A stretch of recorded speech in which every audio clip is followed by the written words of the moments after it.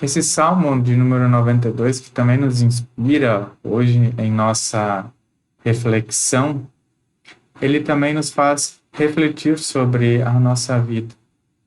Mas ele também nos faz refletir diante de toda a maldade que ocorre no mundo.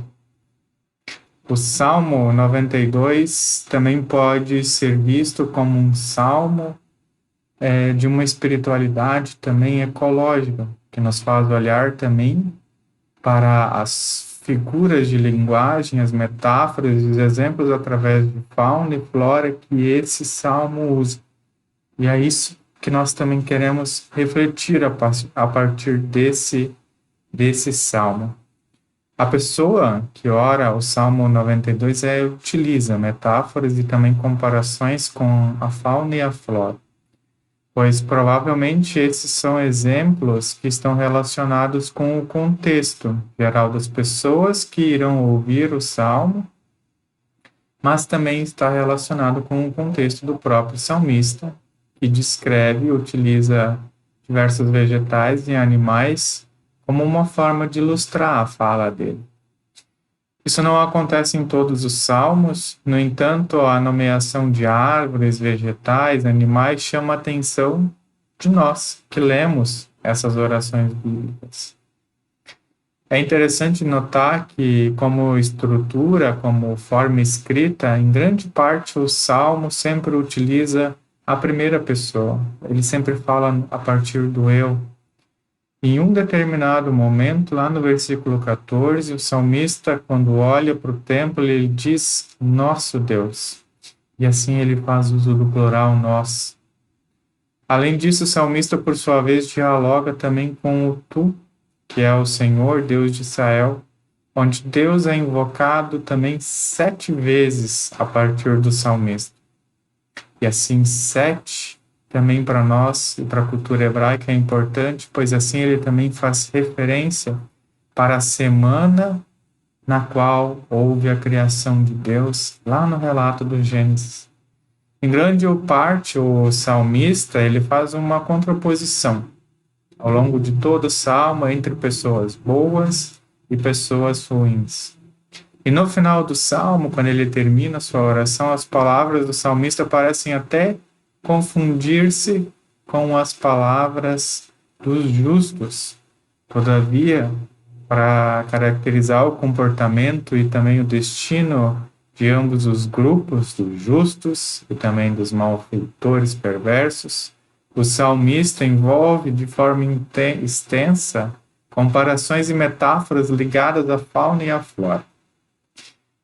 E assim, quando realidades muitas vezes caóticas nos atingem, é difícil encontrar também palavras para descrever o que acontece. E também é assim para o salmista. E por isso ele utiliza, em uma das primeiras imagens, a erva. Em muitas passagens bíblicas, a erva tem características positivas, mas aqui o salmista adota uma outra intenção. As ervas a qual o salmista se refere são uma espécie de gramínea, são pequenos vegetais que normalmente eram usados no trato dos animais ou até para alimentação humana, mas também poderiam ser plantas selvagens quanto plantas cultivadas pelo próprio ser humano.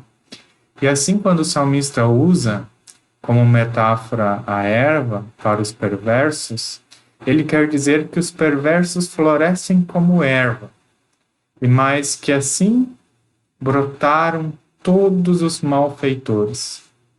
Mas o interessante é que o destino dos dois seria a supressão, eles seriam erradicados, e isso para sempre. Cabe, portanto, às pessoas, de modo especial, as insistentes naquilo em praticar a maldade, aprender da erva a lição da brevidade. E com isso a sabedoria de que, em princípio, será substituída rapidamente por uma outra erva.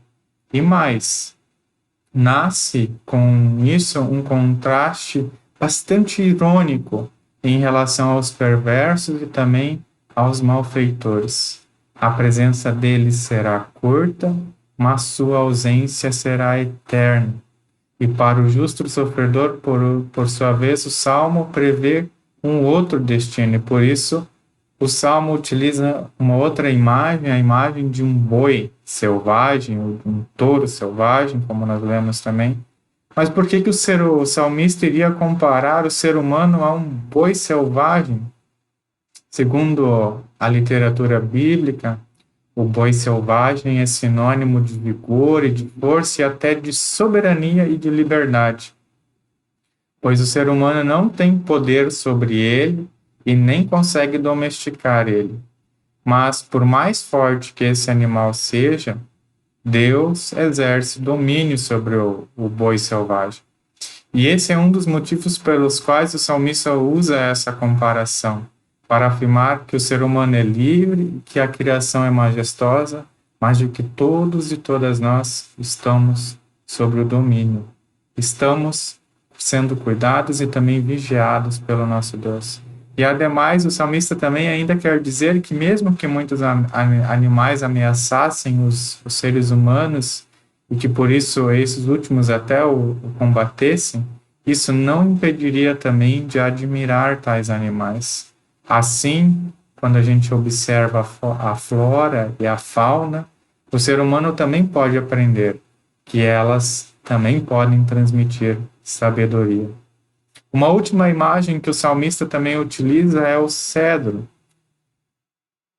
Sobretudo, era uma árvore característica do Líbano e da Cilícia, mas não era uma árvore característica, não é uma árvore característica daquilo que era Israel naquela época. O cedro crescia em regiões montanhosas e sobre solos geralmente rochosos. Com sua altura de 35 metros e com um diâmetro de tronco que ia até 2 metros, os cedros forneciam madeira preciosa para a construção, sobretudo porque eram madeiras resistentes. E no mundo antigo, no mundo bíblico, as diversas nações também importavam essas árvores do Líbano para construir navios, para construir os seus templos, palácios e também móveis. E até outras serventias também tinham. É interessante notar que, no contexto das leis do Antigo Testamento, a madeira do cedro ou as lascas delas eram importantes para ritos de santificação e também de purificação, como nos lembram Números e também Levíticos. Mas o que, por sua vez, caracteriza a presença dos cedros nos Salmos? Deus tem sobre essa árvore majestosa, ele tem poder sobre ela. O Senhor Deus de Israel é contemplado como quem plantou também os cedros do Líbano e também os sacia com a chuva que oferece. Assim, o justo é analisado como quem crescerá como um cedro no Líbano, nos diz o versículo 13 do Salmo 92. De um lado, cabem a todos os justos também a altura, a majesteza, a grandeza, o poder, realeza e também longevidade, a fim de servir também a projetos de construção e também a saúde física e espiritual de todos os seres humanos. Do outro lado, por mais que se destacasse e a gente possa ter um bom futuro, o justo, enquanto cedro, deve estar consciente do poder de Deus sobre ele.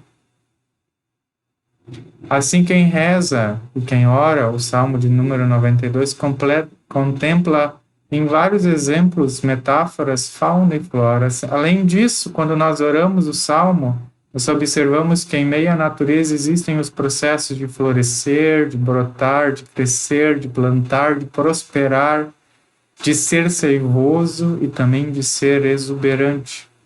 Mais ainda, assim como existem também elevações, também há a possibilidade de que ocorram supressões e coisas sejam também extintas, mortas. Com esse olhar atento e também quase pormenorizado para a natureza, nasce a ideia de que fauna e flora também guardam uma lição de vida e também uma sabedoria própria para o ser humano, sendo que esta constantemente culmina numa reflexão sobre Deus. Assim, os salmos também nos convidam a olhar e também a respeitar a natureza e também olhar que a destruição da fauna e da flora apenas também caracteriza eliminar um lugar de encontro com Deus. Que Deus assim também nos ajude a olhar com mais carinho ao nosso mundo